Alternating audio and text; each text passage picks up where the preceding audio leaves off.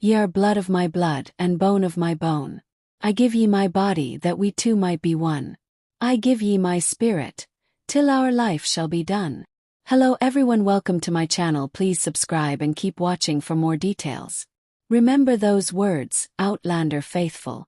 As if we could forget Jamie and Claire's wedding vows, aka the incantation that formalized the greatest time travel-assisted love story ever known. But now we've got a couple more contenders for that title, courtesy of the Star series' new prequel, Blood of My Blood. The new series follows the romances of Jamie's and Claire's parents. If you're new to the Outlanderverse and you're like, Jamie who? Claire what? And what in the world is a Sassenach? Don't worry. I've got you covered. And if you're an old lander who's been watching the original show with me for years, welcome. We'll have a bra time, starting with a recap of the prequel series' 2-episode premiere, which aired/started streaming Friday. Meet the MacKenzies. The show begins immediately after the death of Red Jacob MacKenzie, head of his clan and father of daughters Ellen, played by Harriet Slater Pennyworth, Joe Costa, Saud Mallon, and Janet, Elsa Davidson, and sons Colum, Seamus McLean Ross, Rebus, and Dougal, Sam Retford, Channel 4's Ackley Bridge. Ellen is the oldest but, as she is repeatedly reminded, not the oldest son, and therefore has little say in the future of both the clan and her own prospects. And that's too bad, because she's Vera Canny, a strategic thinker who's better suited for clan leadership than the bellicose Dougal or the physically limited Colum. Everyone gathers for the funeral at the family home, Castle Leoch, which Outlander viewers will recognize as the place Jamie, Dougal and the men brought Claire after they found her wandering in the wood in Season 1. Ellen truly is undone by her grief. Yes, she fears her loss of agency, but she also deeply misses her father, who treated her as an equal. And in case you haven't realized it by now, Ellen is also the woman who eventually will become mother to James Alexander Malcolm MacKenzie Fraser. As life returns to normal and the family goes about its daily life, we learn a few things. Simon Fraser of Lovat is a neighbor who had a mutual grudge with Jacob. The Grants are another family who might be looking to assume power now that there's a vacuum. Though Dougal makes noise about fighting them all, he should probably shut his trap. Jacob wasn't a beloved man in these parts, warns the family's legal advisor Ned Gowan, Connor McNeil Industry. What he means: at the upcoming clan gathering, the attendees might not back one of Jacob's sons as his successor, which will mean chaos.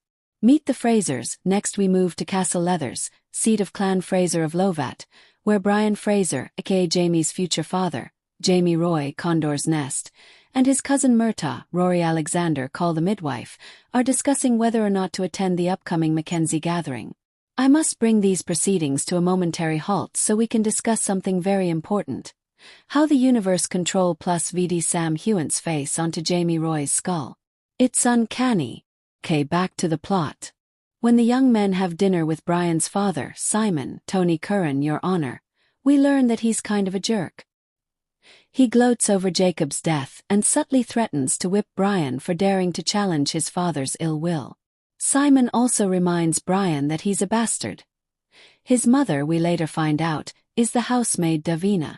There's another young female servant who catches Simon's lecherous attention, and if she looks familiar, it's probably because you've seen the poster for this show. We'll talk more about it later. All you need to know now is that Davina quickly hustles her out of the dining room and chastises her never to be in the laird's gross presence alone, and the young woman says she understands.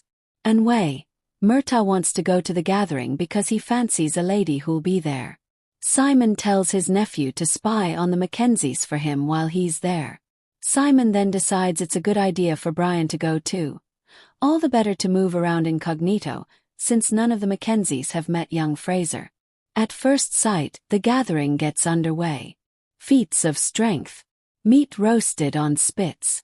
Colum and Dougal demanding that each bend the knee to the other, and both refusing. Murtagh and Brian arrive and quickly split up. After Brian moves along, we see that Ellen is the MacKenzie lass Murtagh is crushing on.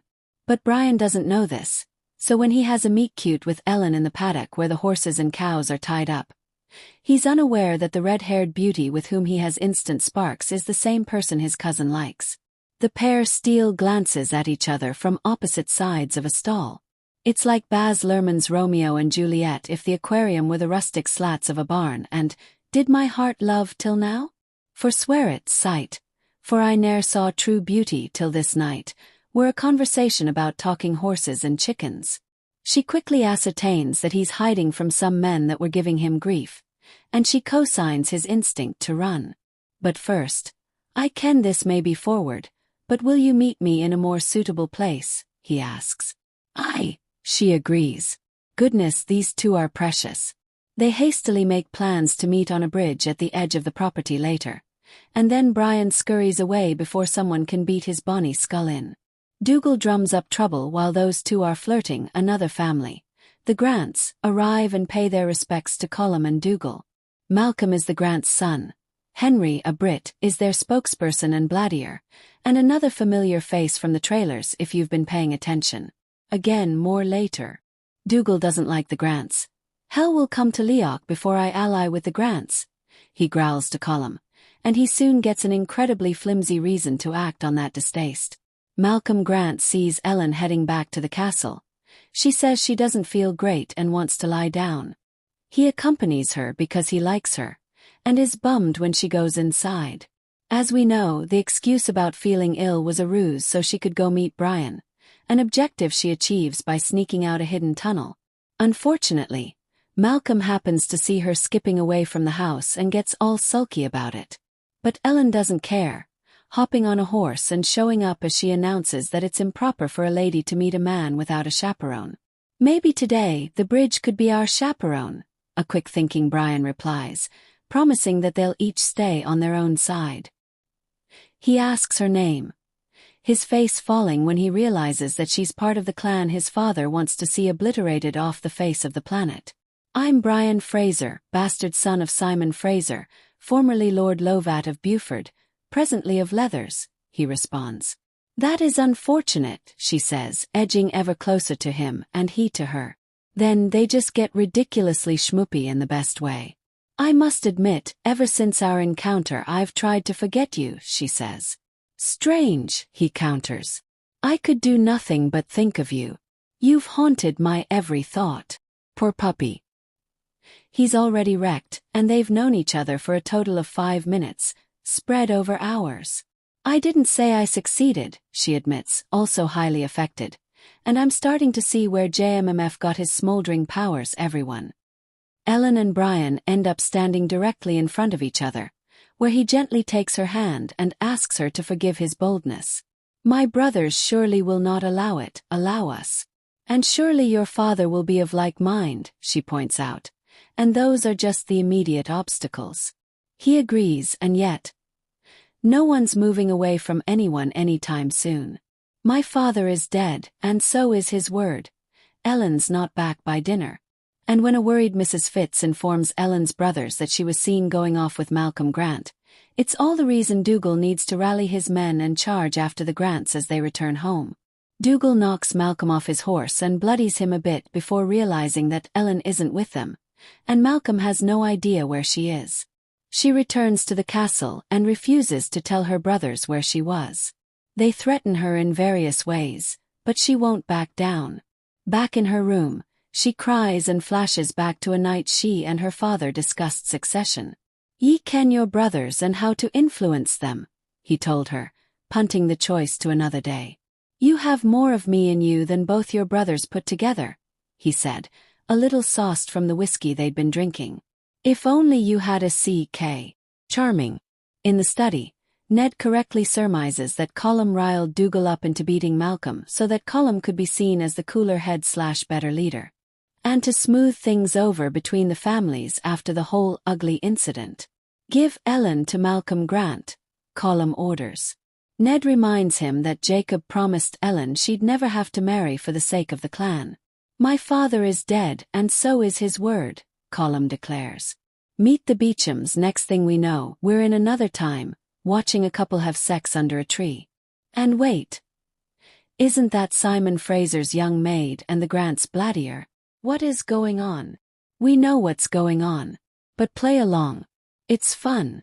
The pair is Henry and Julia Beauchamp, Claire's parents, and they're out for a bit of air during a vacation in Scotland.